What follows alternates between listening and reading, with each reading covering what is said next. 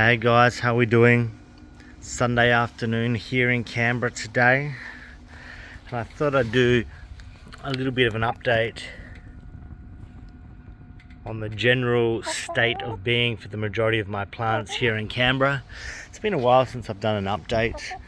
It's most of the season, the winter season, is a little bit boring.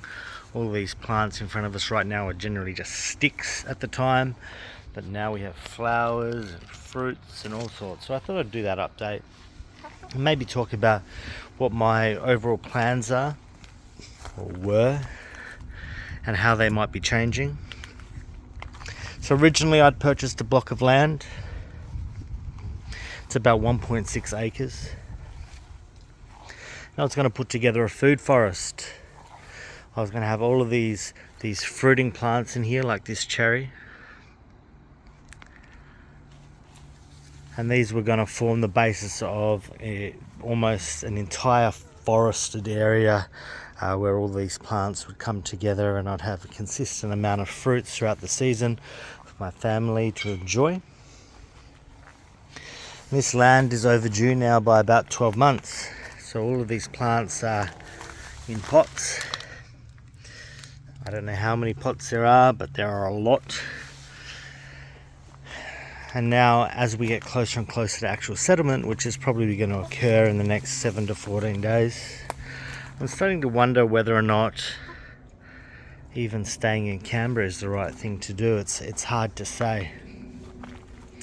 So if I was to stay in Canberra, the goal was to develop a system where we would have kind of large support trees, maybe like this chestnut here, which would form a canopy layer. And then surrounding that, we might have something like our apples or pears or peaches, maybe a bit of a smaller tree, but still quite a substantial tree, forming a lower layer of plants until finally we would have our shrub layers and maybe a climbing layer, all the different layers, the 7 different layers of the food forest. And I really wanted a food forest that was going to be really diverse with fruits and flavours. This is a persimmon. This is just waking up now, jujube. And all of the different plants are going to form the layers. And if you can think of a temperate plant, it's probably here. We have walnuts, we have plums, we have pecans, bay tree, more cherries, we have loquats. There's a white sapote down here.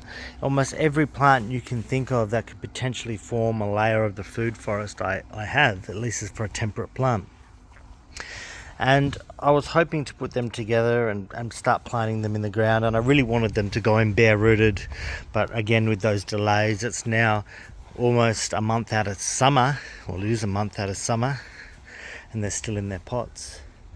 And so I'm thinking to myself, well, if we've got all of these kind of delays with the land, building costs are huge at the moment, maybe it'd be better off if I just sold the land as it is and didn't build on it and bought something established. Maybe I'd even move out of Canberra, move to somewhere like Brisbane, which is a tropical area in Australia, and not have to worry about these thoughts and grow tents and keeping all of these plants alive throughout the winter. I mean, all of these temperate ones are fine, but my interest is really in the figs back here. All these figs you see here, which do perfect in subtropical environments, and all the tropical plants that I'm trying to keep alive during the winter months. Maybe it'd be easier if I just moved, didn't have to fight the weather at all. And so that's the kind of considerations that I'm having at the moment. But obviously these have been in pots for so long now that I'm a bit attached. I don't know if I want to get rid of them. I don't know if I want all the work that's gone into them. The interesting varieties, for instance, this is a Japanese raisin tree. This is a plant that has an engorged kind of flower stem that goes towards the stem of the flower that tastes a little bit like raisins once it grows up. I've got rarer plants, like this is a Saskatoon berry. This is sometimes known as a service berry, putting on fruit now. I'm not sure if a plant like this needs the cold chill in order to put on its fruit or not, and maybe I'd have to sell all of these on. It's a difficult decision, and I'm going to think very carefully about it over the next couple of weeks. But in the meantime, let's have a look at what is actually happening. So we've obviously got our figs down here. The figs are doing quite well. The weather is warming up. We've got some 25, 26 degree days coming up in the next fortnight. And I have so many different varieties of figs that I think it must be one of the larger collections in the country. I know that there's people out there that have larger collections because I've seen their collections on Facebook. But I have at least 60 plants of different varieties here. All doing relatively well. All really waking up and starting to put on their Braber crops in some instances. For instance, these Brabers on this Hovernenka.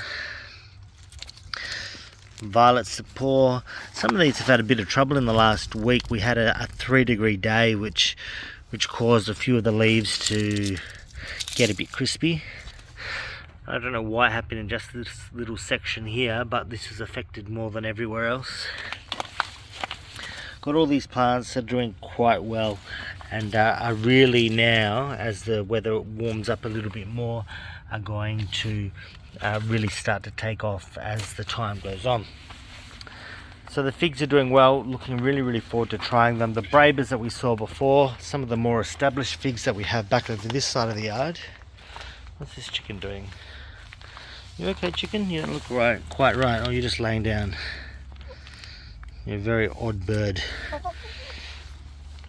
All these chickens, all these figs over here. This is a Violette de Bordeaux, putting on beautiful amounts of Braber crops to try shortly. And then as the season goes on into January and into February, we'll have more and more of these figs coming on. And one of the things you might notice, and especially if you're a collector like I am, all of the figs that are in these smaller pots, it's a continual battle. This is a Desert King in a pot, and this pot is already becoming too small for this plant. It's not going to be long before that needs to be potted up into the next size, or the next size, or the next size. And the more and more that we pot these plants up, the more materials you need, the more soils you have to mix up, the more pots you need. It's a never-ending battle when you have all of these plants, trying to cycle them through their different pot sizes, running down to the store for ingredients. It's just a tricksy time.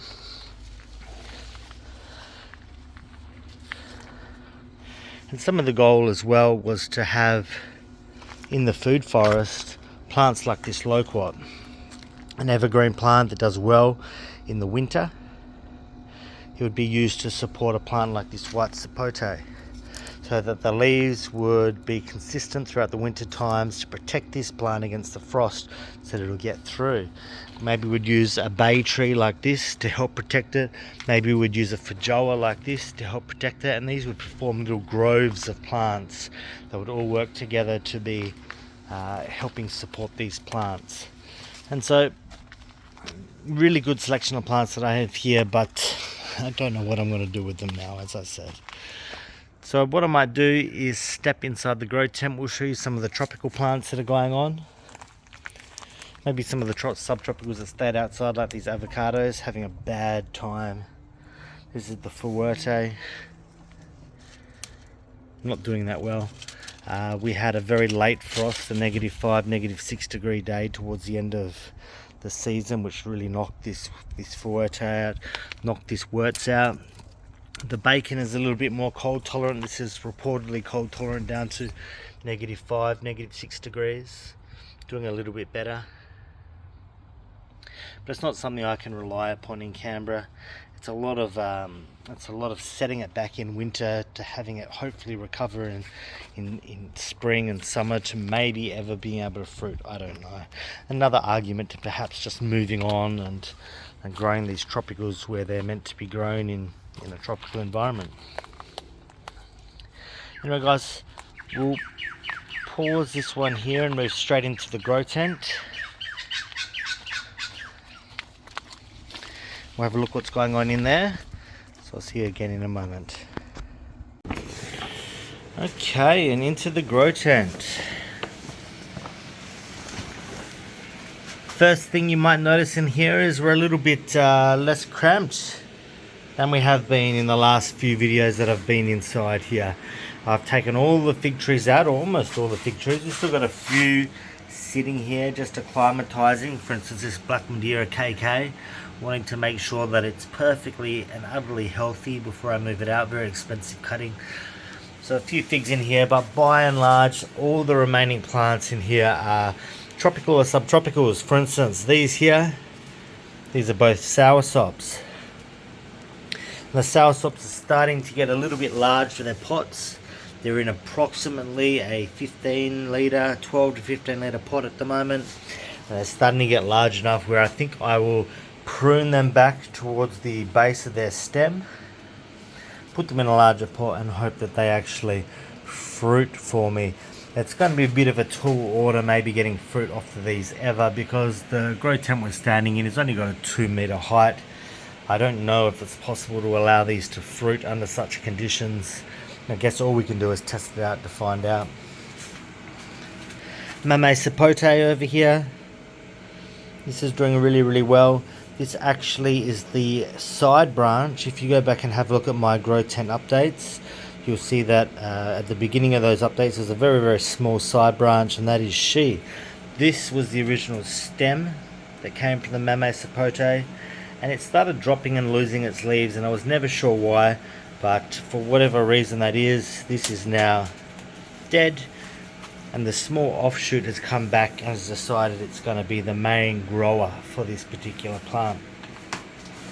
Similar to the Black Sapote, we have a Canistel over here. This one has always done really well. We've got a bit of a length of stem with no leaves on it, and then a branching off at the base.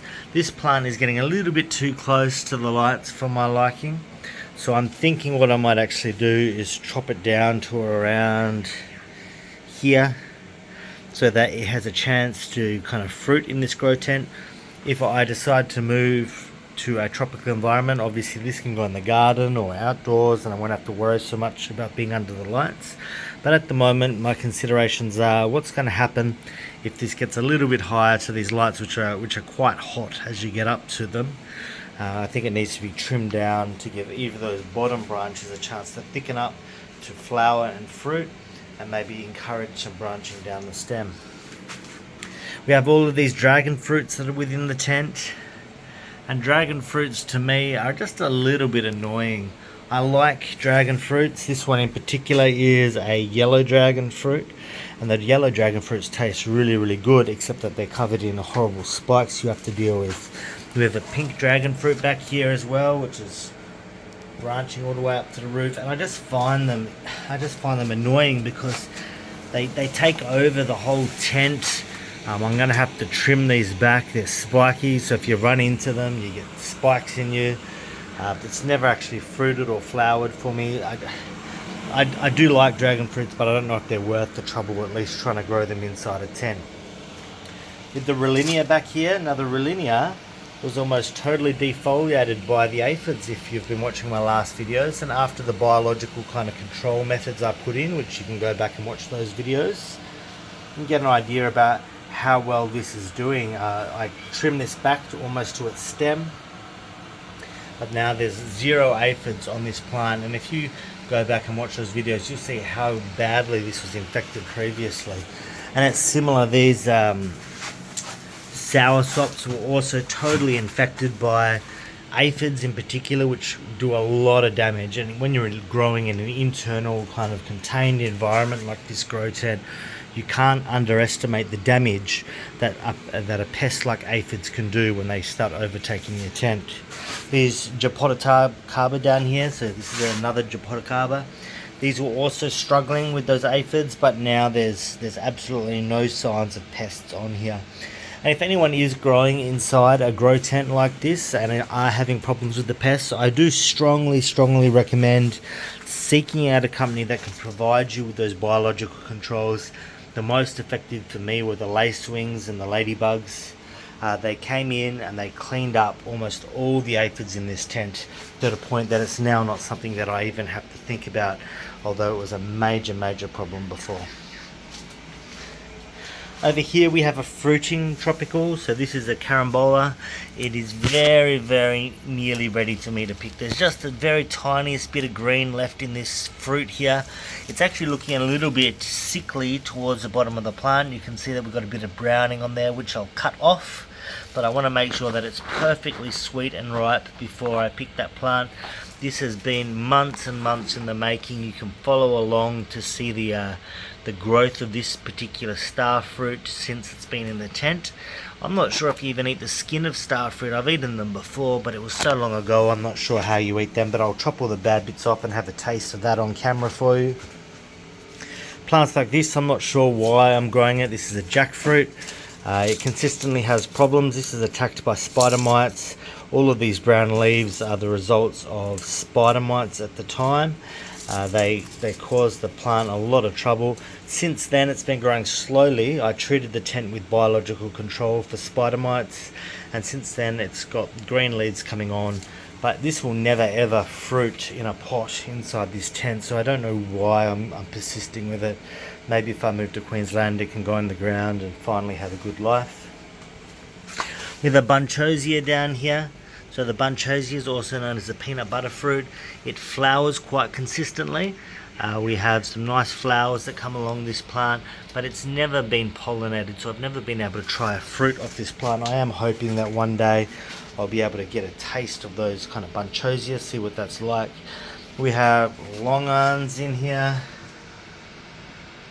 We have, that's a chili plant back there, but surrounded by a plant, acha-cha. That's an acha-cha right there. And of course we have the black sapote, which are fruiting. So the black sapote now are about the size of a small apple, about the size of a large tomato. Apparently you know that these are ready to pick when the petioles of the leaf here start to separate from the fruit itself. So when you can stick a credit card or a piece of paper between this petiole and the fruit, this is ready to pick, and then you can chuck it on your bench to ripen up and become fully soft and try that. So I'm looking forward to it. This has been at least 4, 5, 6 months in the making. These tend to do alright under grow lights actually, these black sapote, in particular this variety. This variety is called Superb. I don't know if you can read that down here. This is the Superb variety from Dully's in Australia. And this variety here is very prolific. It puts on a number of fruits, of which I typically thin them out because I want to encourage the growth. Might do that with secateurs, but it encourages the growth of the larger fruits here. I want to make sure that they develop all of their sugars and be very, very tasty to try. Another subtropical here that we have is called rose apple. It's very prolific in the grow tent. It actually loves it in here. I'm not sure whether or not it'll ever fruit. It's starting to become a little bit large. It's weighing itself down with its own height, with its own kind of weight. I don't know if this will be able to fruit in here, but it does love the tent. It's consistently putting on new growth. It has these beautiful purple flowers, purple leaves, sorry, that grow into these large, deep green, larger leaves. It's a tree that I enjoy. I've never tried a rose apple. I'm not sure if it's worth my time, but we'll persist anyway. This one here has been recently potted up. It's a Patanga tuber. It's put on a lot of growth recently, and it should be able to fruit in a pot quite easily within the grow tent without much trouble. Similar over here, a Brazilian cherry. Quite an attractive plant with its, again, purpley sort of new leaves on here, deep green growth. And another one that should be able to fruit within the grow tent without much problem. This is another plant that loves a grow tent. It's a nangapaya. Put on a lot of growth in the last few months. It's a very attractive plant. It's one that if I was to move to a tropical environment, I'd love to have in the garden. It just looks really, really nice. We have a wampi. Is that a wampi? I think I moved the wampi out. Let me have a look. This is a kwai muck. Ouch, burning myself on the lights. Kwai muck here. I'm not sure what that's meant to taste like, but that's another plant that's had on and off troubles, a lot of problems with aphids and things like that. growing fruits within the grow tent still, so the strawberries are coming on. It's it's quite a productive little tent at the moment, especially now I've got room to move and live around here. And so I guess I'll merge those two videos, the outside videos and the indoor grow tent video together. It's probably going to be quite long and a little bit rambling, so I hope you guys don't mind that. I'll think a bit more about what I want to do in the future and how I might pull that together. And I'll try to get that next fig list together as soon as I can as well. But in the meantime, guys, thanks for coming along and checking this out with me. And I guess I'll just have to see you all in the next one. See you later.